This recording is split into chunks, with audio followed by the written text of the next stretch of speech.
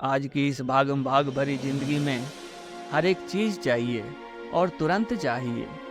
आज किसी के पास उतना समय नहीं है कि वे कुछ पल निकालकर अपनी जिंदगी के बारे में सोचे।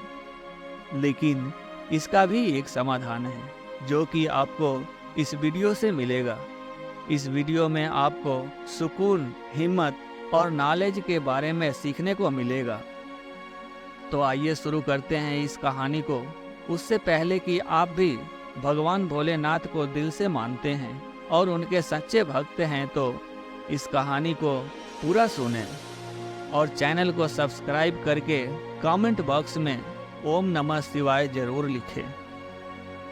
आमतौर पर जिम्मेदारी का नाम लेते ही भारी भरकम बोझा ढोने के रूप में अर्थ लगाने वाले लोग ही अधिक हैं। जिम्मेदारी को गलती से कर्तव्य समझने के कारण ही आपको वह बोझा लगता है।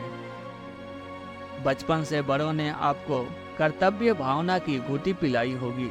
बेटे को पढ़ाना लिखाना पिता का कर्तव्य है। बुजुर्ग पिता की देखभाल पुत्र का दायित्व है। छात्र को शिक्षा देकर तैयार करना अध्यापक का कर्तव्य है।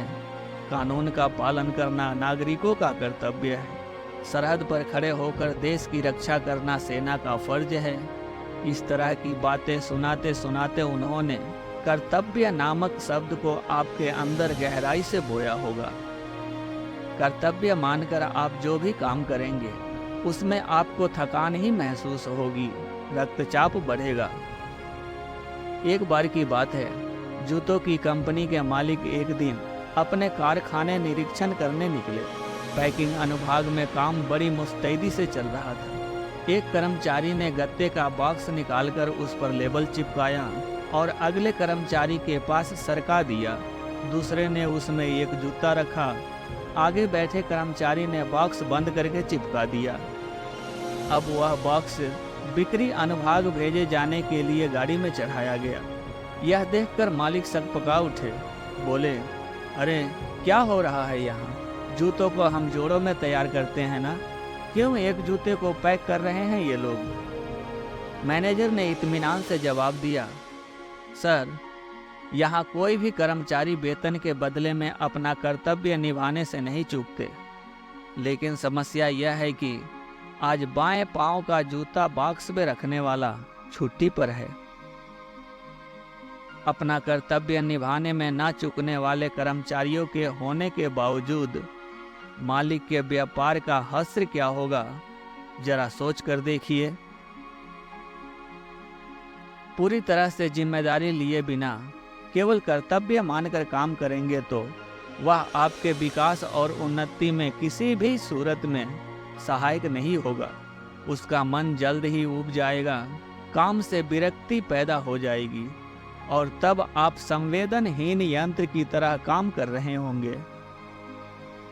किसी के कहने पर काम ना करके अपनी जिम्मेदारी मानकर स्वेच्छा से काम करेंगे तब यह झुंझुलाहट नहीं होगी। पहले जिम्मेदारी को कार्य या कर्तव्य समझना छोड़ दीजिए। जिम्मेदारी को चेतना के रूप में मानने का अभ्यास डालिए। चाहे काम कोई भी हो, जब आप चेतना के स्तर पर किसी काम की जिम्मेदारी लेते हैं तब आपके अंदर यह भावना जगती है, यह मेरा है। जब आप उसे अपना काम मान लेते हैं तब कभी बोझ की तरह नहीं लगता। इसके लिए मैं जिम्मेदार हूँ। जब ऐसी भावना आती है तब आप महसूस करते हैं कि यह मेरा पति है, यह मेरा घर है, यह मेरी गाड़ी है। जब यह ख्याल आता है कि यह मेरा है तब उस काम में पूरी निष्ठा और लगन पैदा होती है। तब काम एकदम सरल हो जाता है, बोझा नहीं लगता। हुइदी नाम के एक जैन गुरु थे। वे अपने कंधे पर हमेशा एक गठरी ढोए चलते थे। गठरी के अंदर जाने क्या क्या वस्तुएं होंगी। गांवों और बस्तियों से होकर चलते हुए छोटे बच्चों को उसमें से मिठाइयाँ निकाल कर बांटते। एक बार कोई और जैन गुरु सामने से आ रहे थे। उन्होंने पूछा, जैन का मतलब क्या है? हुइदी ने फौरन अपनी गठरी को नीचे डाला और तनकर खड़े हो गए। जैन का उद्देश्य क्या है? अगला सवाल फूट पड़ा। हुइदी ने नीचे डाली गई गठरी को फिर से उठाकर कंधे पर रख लिया और चल दिए। उन्होंने संकेत से यही सुझाया कि गठरी को अपना ना मानते हुए उसे नीचे डाल भी सकते हैं और उसे खुशी से ढो भी सकते हैं। जब आप महसूस करते हैं कि यह पृथ्वी मेरी है, तो इसे अपने सिर पर रख लेने पर भी उसमें भार अनुभव नहीं होता। लेकिन इसके लिए मैं जिम्मेदार नहीं हूँ, ये सोचते हुए एक आलपीन हाथ में लेंगे तो उसका वजन टनों में महसूस होगा। क्या यह ऐसी सच्चाई नहीं जिसका अनुभव आप रोज करते हैं? सारांश यह कि जब आप महसूस करते हैं मैं जिम्मेदार हूँ, तब आप अपनी जिंदगी को स्वेच्छापूर्वक उत्तर देते हैं मैं जिम्मेदार नहीं हूँ। ऐसा सोचने पर अनिच्छा और विरोध ही प्रकट होंगे। इसलिए स्वर्ग और नरक मृत्यु के बाद जाने की जगह नहीं है।